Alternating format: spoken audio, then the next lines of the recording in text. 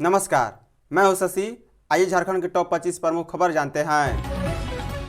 दुर्गा पूजा से पहले 50 लाख महिलाओं को मैया सम्मान। झारखंड राज्य में मुख्यमंत्री मैया सम्मान योजना के लाभुकों को दुर्गा पूजा से पहले सितंबर माह की राशि मिल जाएगी। इसके साथ ही राज्य के लगभग 11,75,000 लाभुकों को वृद्धा, विधवा व दिव्यांग पेंशन की 3 माह की राशि भी मिलेगी। बता दें, सितंबर महीने में 50 लाख से अधिक महिलाओं को मैया सम्मान योजना की राशि मिलेगी। अगस्त में भी 50 लाख से अधिक लाभुकों को बैंक खाते में राशि ट्रांसफर हुई थी। सितंबर माह की राशि ट्रांसफर करने को लेकर सामाजिक सुरक्षा निदेशालय द्वारा जिलों को जल्द निर्देश जारी किया जाएगा। बता दें, 15 सितंबर के बाद जिला स्तर से राशि ट्रांसफर करने की प्रक्रिया शुरू होगी। इसके साथ ही अक्टूबर माह की राशि भी दीपावली और छठ त्यौहार से पहले मिल जाएगी।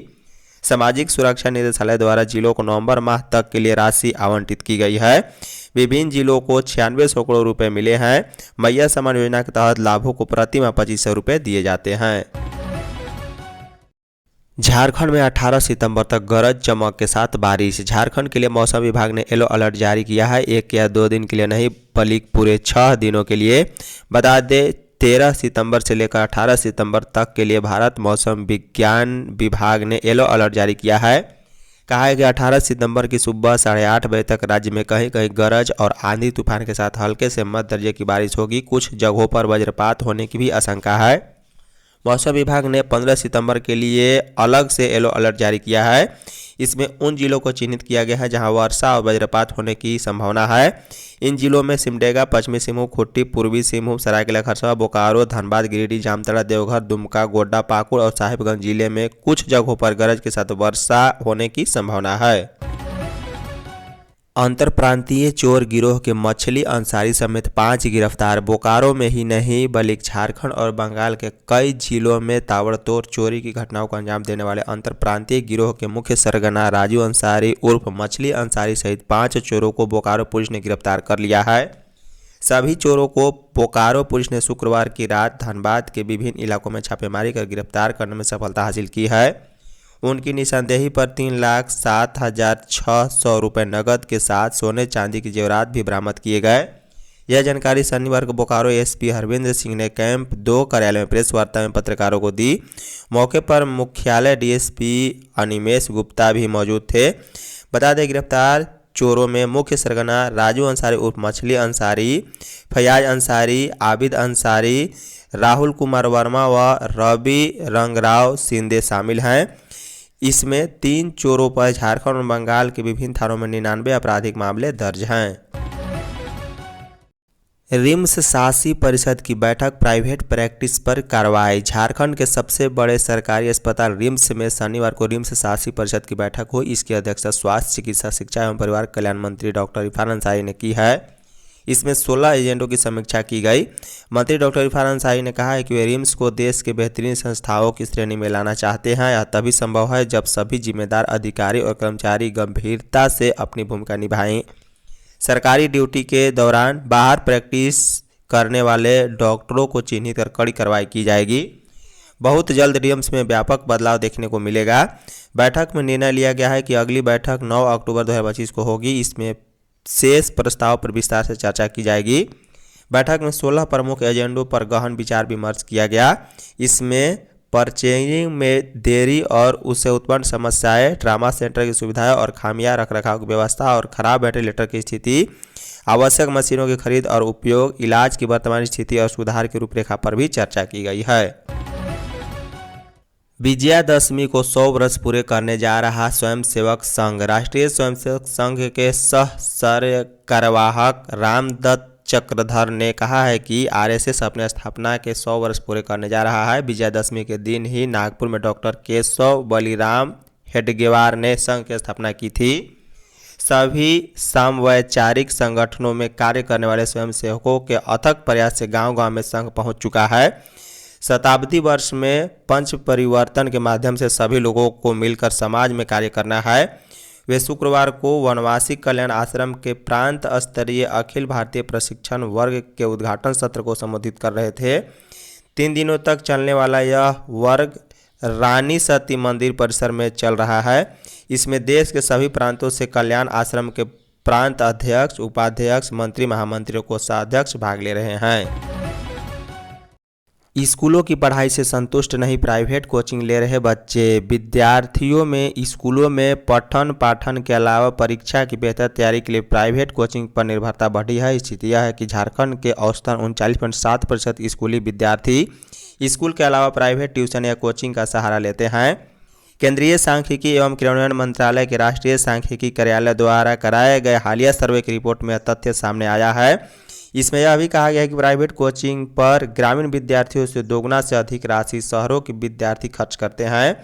झारखंड में सर्वे में भाग लेने वाले 42.6% छात्रों तथा 36.3% छात्राओं ने प्राइवेट कोचिंग का सहारा लेने की बात कही है। कोचिंग पर निर्भरता ग्रामीण क्षेत्र से बहुत अधिक शहरी क्षेत्रों में है। डीएमएफटी में भ्रष्टाचार का खेल, नीरा यादव। कोडरमा विधायक एवं राज्य की पूर्व शिक्षा मंत्री डॉक्टर नीरा यादव ने डीएमएफटी फंड के दुरुपयोग और प्राक्कलन घोटाले को लेकर राज्य सरकार पर जमकर निशाना साधा। उन्होंने कहा है कि जिस फंड का उपयोग जनहित और आवश्यक संसाधनों के विकास में होना चाहिए था, उसका इस्तेमाल बेवजह और भ्रष्टाचार से लिप्त योजनाओं में किया जा रहा है। उन्होंने बोकारो में डीएमएफटी फंड को लेकर हुए खुलासे का हवाला देते हुए कहा है कि यदि कोडरमा की सही जाँच हो तो यह जिला डीएमएफटी फंड के दुरुपयोग में राज्य में अव्वल साबित होगा। डॉक्टर नीरा यादव ने आरोप लगाया है कि सरकारी संरक्षण में अधिकारी बेलगाम हो गए हैं और अपनी मर्जी से योजनाओं का चयन एवं क्रियान्वयन कर रहे हैं। प्रकलन घोटाले को बढ़ावा देते हुए ऐसे स्थानों पर योजनाएं बनाई जा रही है जिसकी कोई उपयोगिता नहीं है। उदाहरण देते हुए कहा है कि 4,000 से 5,000 रुपये की कंक्रीट बेच की खरीद 14,000 रुपये में दिखाई गई है। पुलिस की वर्दी में आए लुटेरों ने महिला के घर लूटे 6 लाख रुपए। दुमका जिला के मसलिया थाना क्षेत्र से हैरान करने वाला मामला सामने आया है। शुक्रवार की देर रात करीब 10 की संख्या में पुलिस की वर्दी में आए अपराधियों ने पाटनपुर गांव की विधवा महिला सीमा गोराई के घर में दबिश दी। अपराधियों ने दरवाज़ा खटखटाया तो सीमा द्वारा पूछने पर बताया है कि दुकान की जाँच करनी है। महिला ने दरवाज़ा खोलने से इनकार किया तो दरवाज़ा तोड़कर अंदर घुसने की धमकी दी। डर कर महिला ने दरवाज़ा खोल दिया। दरवाज़ा खुलते ही पुलिस की वर्दी में अपराधी अंदर प्रवेश कर गया। महिला जब तक कुछ समझ पाती तब तक अपराधियों ने उसके चेहरे पर कुछ छिड़क दिया जिससे महिला बेसुध हो गई। महिला के बेहोश होते ही अपराधी आराम से घर में लूटपाट की। अलमारी तोड़कर उसमें रखे करीब 4 लाख के जेवरात सहित 2 लाख रुपए नगद लेकर चल बने। होश में आने पर महिला ने घटना की सूचना मसलिया थाना को दी है। सीमावर्ती क्षेत्र होने के कारण मसलिया थाना से पहले पालाजोरी और जामा थाना की पुलिस स्थल पर पहुंची थी।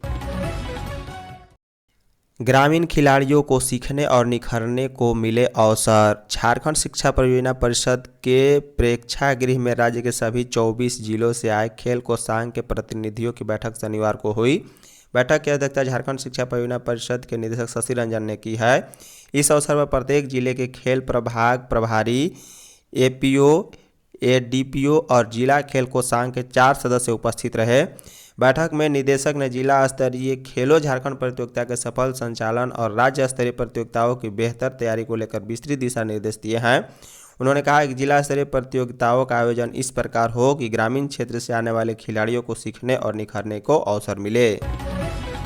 लातेहार में वज्रपात से किसान समेत 4 पशुओं की गई जान। लातेहार जिले में वज्रपात से एक किसान की मौत हो गई है, वहीं 4 पशुओं की भी मौत हो गई। दोनों घटना शुक्रवार की शाम हुई है। बरियातू थाना क्षेत्र अंतर्गत राजगुरु पहाड़ी के समीप देर शाम वज्रपात की चपेट में आने से किसान राजगुरु गांव निवासी गणेश गांजू उर्फ बिजली गांजू 42 वर्षीय की मौत हो गई। परिजनों ने बताया कि गणेश गांजू अपने मवेशियों को चराने के लिए पहाड़ के समीप गया था। देर शाम अन्य चरवाहों व खुखड़ी चुनने वालों ने वज्रपात में गणेश के चपेट में आने व गंभीर होने की सूचना दी। सूचना के बाद तत्काल परिजन और ग्रामीण पहाड़ी के समीप पहुंचे। देखा कि गणेश अचेत पड़ा है। उसे उठाकर घर लाए। यहाँ लोगों ने बताया कि उसकी मौत हो चुकी है। रांची में धूमधाम से मनाएगा पीएम मोदी का 75वां जन्मदिन। केंद्रीय रक्षा राज्य मंत्री संजय सेठ ने कहा है कि प्रधानमंत्री नरेंद्र मोदी का 75वां जन्मदिन 17 सितंबर रांची में धूमधाम से मनाया जाएगा। हवन अनुष्ठान कार्यक्रम आयोजित किया जाएगा। काफ़ी संख्या में लोगों को सम्मानित भी किया जाएगा। रांची के जवाहर नगर में नमो पार्क का शुभारंभ किया जाएगा। इस पत्रकार वार्ता में रांची महानगर भाजपा अध्यक्ष वरुण साहू और रांची ग्रामीण जिला अध्यक्ष धीरज महतो प्रमुख रूप से मौजूद थे। बता दें, केंद्रीय रक्षा राज्य मंत्री संजय सेठ ने कहा है कि इस मौके पर 75 स्वच्छता दूतों, 75 पैरा मेडिकल स्टाफ, 75 नर्स, 75 किसान, 75 साहित्यकार, 75 social media influencer, 75 vocal for local दूत, 75 खिलाड़ी, 75 भूतपूर्व सैनिक, 75 कलाकार, 75 शिक्षा सहित समाज की सेवा कर रहे ऐसे अलग अलग क्षेत्र के 75 लोग को सम्मानित किया जाएगा। काजू बागान स्थित सांसद के आवास परिसर में रक्तदान शिविर का भी आयोजन किया जाएगा।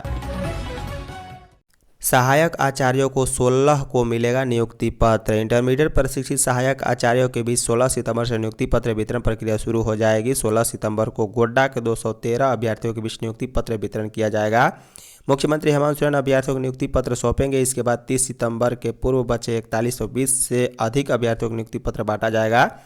स्कूली शिक्षा और शिक्षा विभाग ने इसकी तैयारी शुरू कर दी है। इंटरमीडिएट प्रशिक्षित सहायक आचार्यों के लिए 4333 अभ्यर्थी सफल हुए हैं।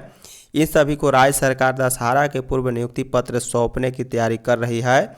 जेएसएससी ने पिछले रविवार को इस संशोधित रिजल्ट जारी कर दिया था।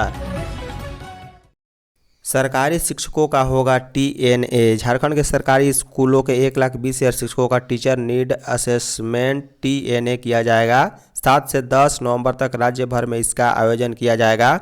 2 शिफ्ट में परीक्षा होगी। 2 घंटे की परीक्षा में शिक्षकों को 60 प्रश्नों के जवाब देने होंगे। इसके लिए स्कूली शिक्षा और शिक्षा विभाग ने जिलों को निर्देश जारी कर दिया है।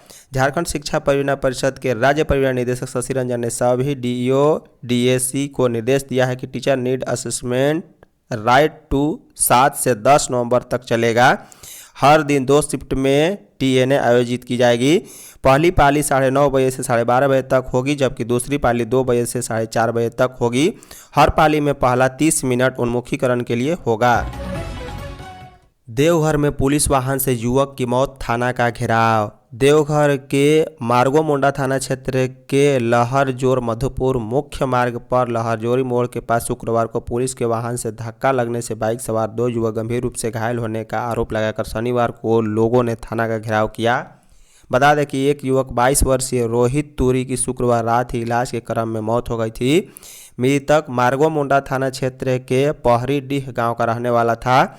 वहीं घायल युवक भी पहरीडीह गांव का ही रहने वाला था। शनिवार को पोस्टमार्टम के बाद जब मृतक का शव गांव पहुंचा तो आक्रोशित स्वजन व ग्रामीण दोषी पुलिसकर्मी व थाना प्रभारी के खिलाफ कार्रवाई किए जाने, थाना प्रभारी को हटाए जाने और उचित मुआवजा की मांग को लेकर सड़क पर उतर आए। धन्यवाद।